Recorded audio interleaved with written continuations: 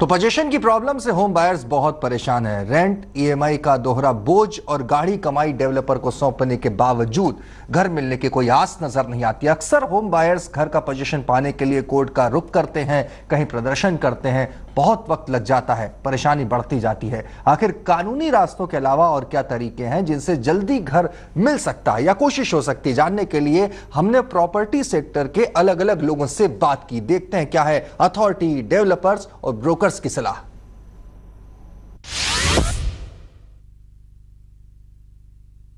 Authority ने जो अपने लेवल पर जो प्रयास किया है वो हम लोग अभी विगत एक महीने में कई बार बिल्डर्स जो संबंधित डेवलपर हैं और जो बायर्स का एक एसोसिएशन है या प्रतिनिधिमंडल है, फॉर्मल या इनफॉर्मली जो उन्होंने एसोसिएशन बनाया है, उनके मध्यस्थता कराकर उनसे एक रोड मैप तय कराते हैं कि भाई आपका आगे की प्लानिंग कब है, कब तक इसको आप पूरा करेंगे, और जो भी आप जो बिल्डर बायर एग्रीमेंट में जो क्लॉजेस दिए उसको फॉलो करते हुए, जो पेनल्टीज का क्लॉज है वो सब सम्मिलित करते हुए उनको आप आगे बढ़ाएं। वेरियस क्लियरेंसेस अथॉरिटी के जो डेवलपर्स पे ड्यूज हैं, जो ड्यू हैं, वो उनके डिफ़ॉल्ट होने के कारण उनको क्लियरेंसेस नहीं मिल पा रहे हैं। चाहे वो आपका कंप्लीशन सर्टिफिकेट की बात हो या आप जो रजिस्ट्री कराते हैं उस समय उसकी बात हो, चूँकि यहाँ पे ट्राइपार्टाइट सब लीज होती है। उसमें उन्होंने ये रास्ता ये निकाला कि अगर जैसे तीनों अथॉरिटीज़ ने वर्तमान स्थिति में रिशेड्यूलमेंट का कि अगर किसी बिल्डर के 100 रुपये बाकी हैं तो 25 रुपया भी देकर सिर्फ 75 रुपया वो हमारे नेक्स्ट अब हम लोग रीशेड्यूल करा लें, उसका फर्दर किस्तें हम लोग उसकी बना दे रहे हैं, जिससे कि एटलीस्ट उनका जो बायर्स जो है वो उससे प्रभावित ना हो।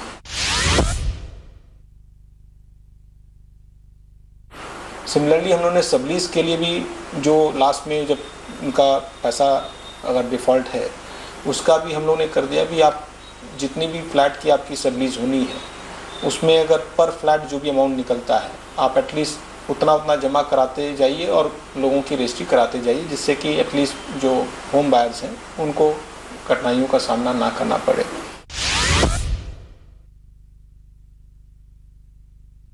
इसका बहुत सिंपल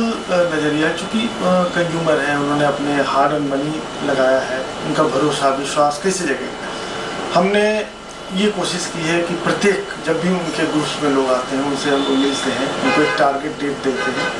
वो स्वयं भी आते रहते हैं और जो टारगेट डेट है उसको हम लोग कोशिश करते हैं कि मीट करें, और काफ़ी तेज़ी से इसमें सुधार हुआ है। उसमें जो भी रिसोर्सेज की कभी दिक्कत, कई बार तो हमने ऐसा कहा, उन्होंने कहा कि मुझे मेरे फ्लैट कॉस्ट में इतने रुपए कम कर दो, मैं खुद तैयार करा लूँगा, मैंने उसको भी अलाउ किया।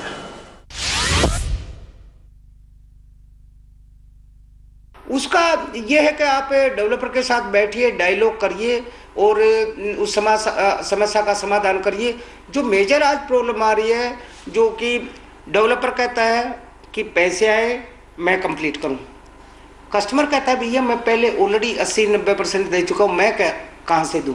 तो इसमें सबसे अच्छा तरीका क्या है कि आपस में बैठिए, बैठ करके विचार करिए, विचार कर करके कोई बीच का रास्ता निकाल करके प्रोजेक्ट कंप्लीशन की तरफ ले जाइए।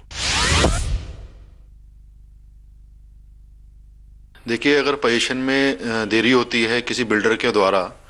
तो बायर के पास सबसे पहला ऑप्शन तो ये होता है कि उसने जो बिल्डर बायर एग्रीमेंट किया हुआ है, उस बिल्डर बायर एग्रीमेंट में हर बिल्डर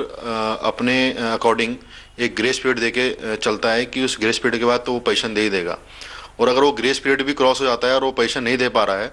तो जो बिल्डर से जो कस्टमर है वो अपना पेनल्टी क्लॉज जो उसने साइन किया है बिल्डर बायर एग्रीमेंट में, वो उससे डिमांड कर सकता है। लोग अपने एसोसिएशन के द्वारा उस आदमी से पूछताछ करके परेशानी को हल करने की कोशिश कर सकते हैं।